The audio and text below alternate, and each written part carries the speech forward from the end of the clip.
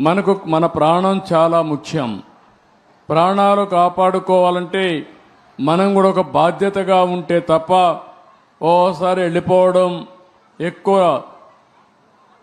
మనుషులందరూ సమీకరణ కావడం, అక్కడ స్టాంపేడ్ జరగడం, ఇలాంటి దుర్ఘటనలు జరిగేదానికి దోహదం చేసే పరిస్థితి వస్తూ ఉంది.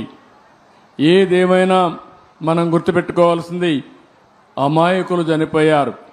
నేను చాలా బాధపడుతున్నా. అందుకని ఈ దుర్ఘటన పట్ల చాలా సీరియస్గా తీసుకుంటూ ఎవరైతే దానికి కారకులో వాళ్ళందరినీ కూడా ఇమ్మీడియట్గా కస్టడీలో తీసుకుని పూర్తి విచారణ చేసి తర్వాత ఏం చేయాలో తదుపరి చర్యలు చేపడతాం. ఇలాంటి సంఘటనలు ఈ రాష్ట్రంలో జరగడానికి వీలు లేదు. అందుకే ఒక పక్క దాన్ని చేస్తూనే అమాయకులు చనిపోయారు, 9 మంది ప్రాణాలు కోల్పోయారు.